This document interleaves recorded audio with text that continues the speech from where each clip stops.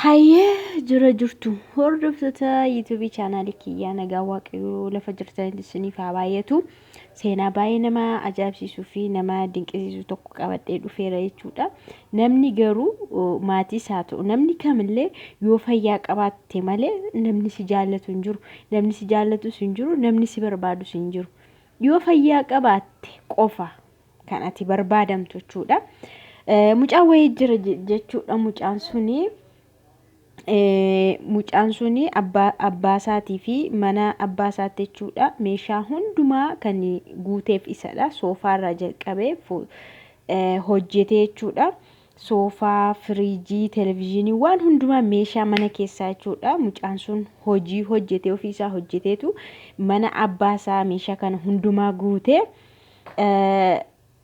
kan jiru jechuudha. Mana sana keessa ijoolleen obboleessa abbaa isaatti dubartoonni lama jiru jechuudha.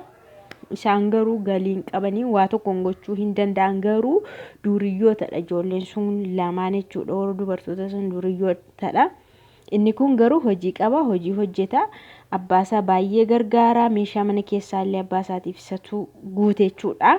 Haadhan qabu mucaan kun jechuudha. Abbaa malee. Kanumaanii mucaan kun sababa hin beekamneen hin dhukkubsate. Akka maraatu ta'e jechuudha.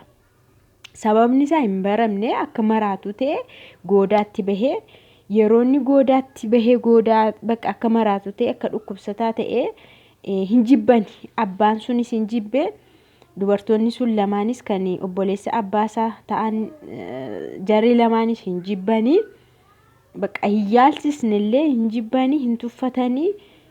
Mana sana keessa akka inni hin seennellee godhan hin jibban jechuudha. Suruma akka inni hin bullellee dhufee bakka baay'ee jibbanii xireeffatanii funyaan qabatu hojiin qabu jedhuuni qulqulleeffatu. Maal bakka inni garuu dhukkubsataa ta'e sammuunsaa hin hojjetu jechuudha.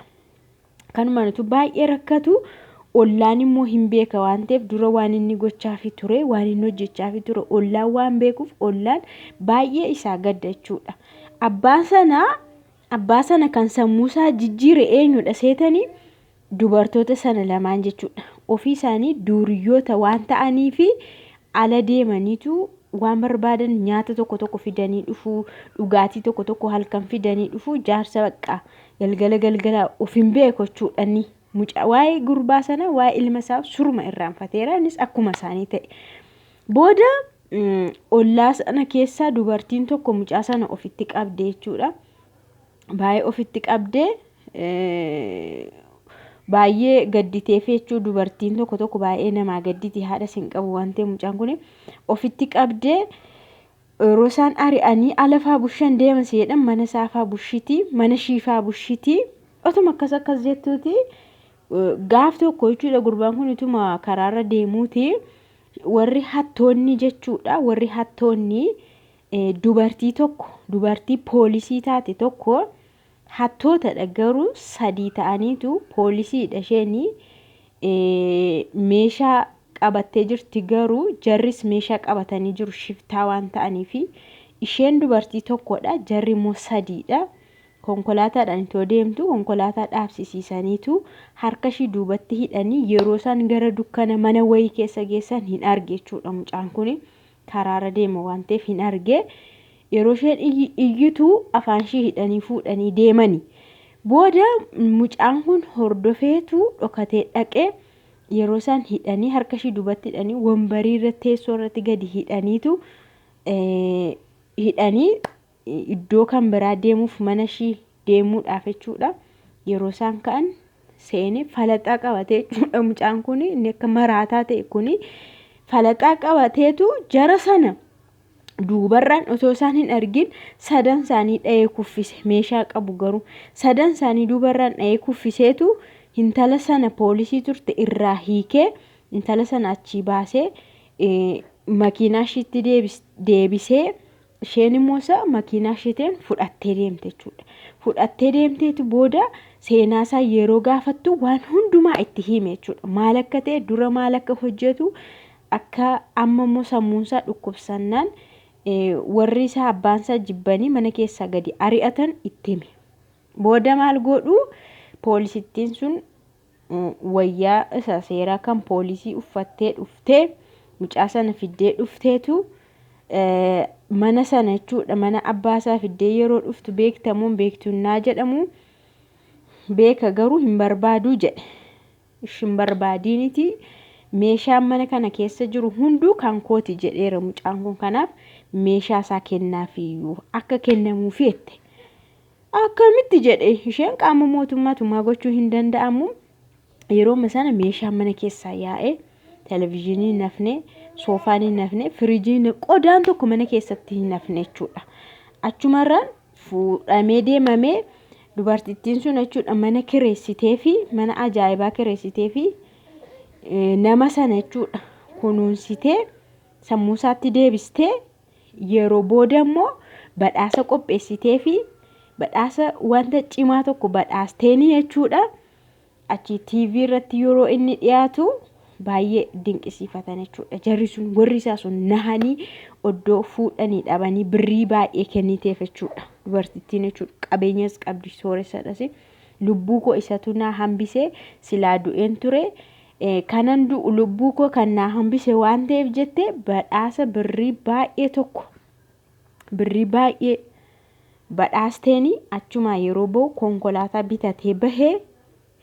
Jarri sun warri isaa sun abbaansaa intaloonni sun kan obboleessa abbaasaa sun baay'ee ajaa'ibsiifatanii nahanii iddoo lixan dhabanii mucaan sun torbee tokko otoo hin guutiin durammoo jaalallee qaba ture. Garuu jaalalleen isaa sun hin jibbine isa maraataa ta'ee jiruyyuu hin jaallatti turte. Bakka inni dhaqee taa'uttu faana teessi turte. Hamma isheedhaa danda'ame wayyaafa irraa miicite wayyaafaatti qayyarti turte. Manatti faafiddii turte.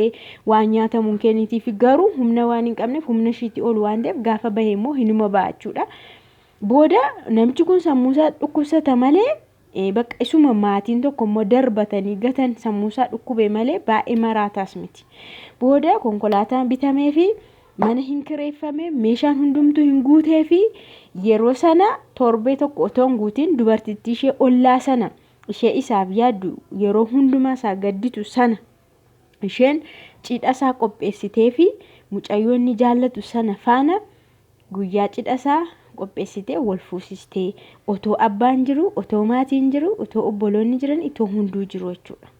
Akkatti guyyaa cidha isaa yeroo argani abbaan hin dhokatee dubartoonni sun silaamannuu duwwaadha duuriyyoo maninnaa gala waan irra taa'anuu dhabaniiru dura mana keessaa gaafa cidha isaa hin dhokatanii akkastiin waaqni seenaa mucaa kanaa jijjiiree maal jechuun barbaade seetanii yoo maatiin nama darbateeyyuu firri yoo nama gatellee waaqayyo qofaan nama hin gatiin malee namaa qopheessa waa namaa qopheessa jechuudha. Karaa itti kaatu si qopheessa jechuudha.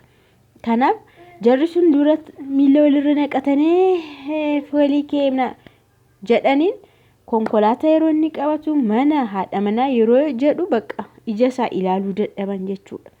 Kanaafuu yoo namni nama gate yoo firri nama gate yoo yeroo nama gate yeroo moo waaqayyo yeroo kan biraa namaa qopheessa jechuudha. Akkatti mucaan sun ka'ee baay'ee tokko bareedee cidha godhatee haala ajaa'ibaadhaan ka'ee jireenya eegalessiniin jedha.